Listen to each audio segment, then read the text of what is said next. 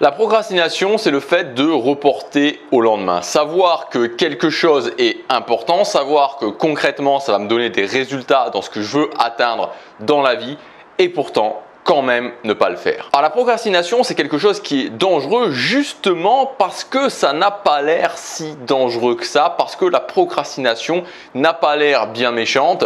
Finalement, c'est vrai que si ce que je dois faire aujourd'hui, pour une fois, je ne le fais pas, est-ce que ça va réellement changer grand-chose? Et ce qui est intéressant de voir, c'est que notamment dans les films ou dans les dessins animés, le pire ennemi, vraiment l'ennemi le plus dangereux, c'est pas le grand méchant, c'est l'ennemi qui est déguisé en gentil. On peut notamment s'en rendre compte si vous regardez dans les films Disney, je trouve que c'est une bonne image pour ça.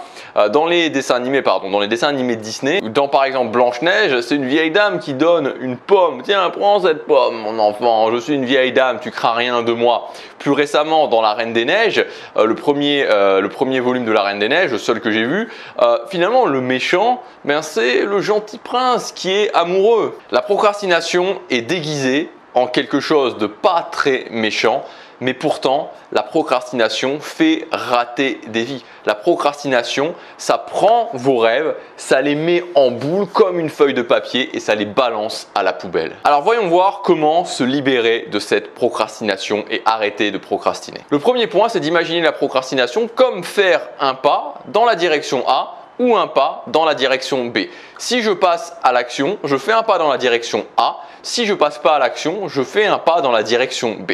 Et donc en clair, quand j'accumule plein de pas dans la direction A, je me dirige vers la direction A. Quand je fais plein de pas vers la direction B, je me dirige vers la direction B. Et en admettant que la direction A, c'est l'endroit où je veux aller et que la direction B, c'est l'endroit où je ne veux pas aller, évidemment, à chaque fois que je procrastine, je vais vers là où je ne veux pas aller.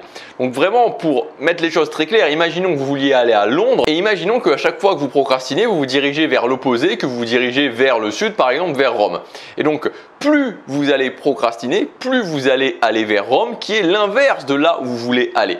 Donc clairement, il faut que vous disiez, ok, chaque fois que je procrastine, c'est un pas dans la direction où je ne vais pas, où je ne veux pas aller, où je ne veux pas emmener ma vie. Et le fait de faire ça, en fait, ça va vous permettre de vous rendre compte, de mettre vraiment une image là-dessus et on peut se dire, ok, c'est vrai que si je fais un pas vers Rome plutôt que vers Londres, c'est pas très grave. Mais quand je fais un pas aujourd'hui, et puis un pas demain, et puis un pas après-demain, etc., et que dans l'année j'ai fait 500 ou 600 ou 700 pas vers Rome, je suis très loin de la destination où je voulais aller. Le deuxième point pour lutter contre la procrastination, c'est de comprendre la différence entre l'urgence et l'importance. L'urgence étant les choses que vous devez absolument faire, sinon il va y avoir des conséquences très négatives sur le court terme, par exemple aller au travail, mais le fait est que l'urgent ne va pas vous apporter de résultats sur le long terme. Si votre job actuellement, vous n'avez pas vraiment d'objectif, c'est plus un job alimentaire, ça ne va pas vous apporter des résultats sur le long terme. Ça, c'est ce qu'on appelle l'urgence. En revanche, l'importance, c'est peut-être ce projet que vous avez qui va vous mener à la vie que vous voulez. Mais le problème de l'importance, c'est que si vous ne le faites pas, il n'y a aucune conséquence négative sur le court terme. Par contre, il y a beaucoup de conséquences négatives sur le long terme. Donc, comment vous pouvez faire justement pour ne pas procrastiner, c'est renforcer cette notion d'importance. C'est de vous dire, ok, à chaque fois que vous commencez une activité, à chaque fois que par exemple vous travaillez sur un projet, vous commencez à développer une compétence ou ce genre de choses, de vous rappeler pourquoi vous le faites. Pourquoi vous faites ça? Moi, c'est quelque chose que j'ai mis en place maintenant il y a des années. À chaque fois que je commence à faire une vidéo, à chaque fois que je vais faire de la musculation, à chaque fois que je pratique le coréen, à chaque fois que je fais les choses que je fais au quotidien, je me dis pourquoi je les fais. Est-ce que c'est juste ce dont ça a l'air ou est-ce qu'en fait je suis en train de construire la vie dont je rêve? Le troisième point pour se libérer de la procrastination, c'est d'éliminer les listes de tâches et de passer en mode habitude. En fait, quand vous faites des habitudes, vous allez faire des actions automatiques et à partir du moment où vous faites des actions qui sont automatisées, c'est beaucoup plus simple de les faire. Il n'y a rien de pire que de se dire, ok, de prendre sa liste de tâches du jour et de se dire, bon, aujourd'hui, qu'est-ce que je dois faire? On n'arrive jamais au bout de cette liste de tâches, on n'a jamais envie de s'y mettre. Alors que les habitudes, par nature, c'est des actions automatiques. Par nature, vous allez les déclencher automatiquement. Donc ça va être beaucoup plus simple de faire une organisation qui est basée sous forme d'habitude qu'une organisation qui est faite sous forme de liste de tâches. Le quatrième point pour vous libérer de la procrastination, c'est de faire ce que j'appelle une chaîne d'habitudes. Donc en clair, c'est de décider d'une petite habitude que vous allez faire et de ne jamais l'arrêter, de la faire au quotidien. Ça peut être le fait de faire une routine matinale, ça peut être le fait d'aller courir courir tous les jours, ça peut être le fait de lire un livre tous les jours, enfin un livre, de lire un chapitre d'un livre tous les jours. Moi personnellement, l'habitude que je fais au quotidien et que j'ai jamais arrêté, c'est le fait de publier une vidéo sur YouTube. Et donc quand vous faites ça, quand vous faites cette chaîne d'habitude et que cette chaîne d'habitude n'est jamais arrêtée, que vous la faites toujours, ça va vous donner une confiance en vous, dans votre capacité à faire les choses qui est absolument incroyable.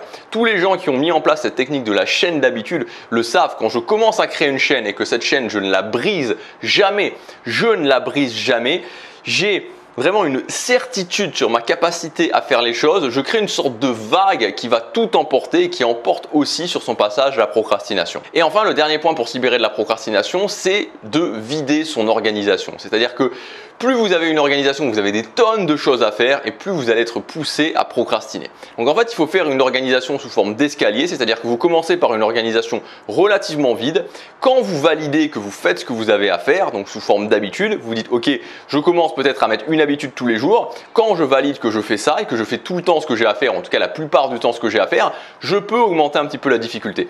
Ensuite, je valide que ces deux choses-là, je les fais et j'augmente encore la difficulté. Donc vraiment de raisonner comme ça par plateau et non pas de mettre plein de choses, au final d'en faire la moitié ou le quart ou même pas le quart et de vous dire à chaque fois j'arrive pas à faire ce que je dois faire, je n'y arriverai pas, je procrastine, je suis un procrastinateur et de s'identifier à ça. Donc commencez petit, validez que vous le faites, augmentez la difficulté, validez que vous le faites, augmentez la difficulté, etc.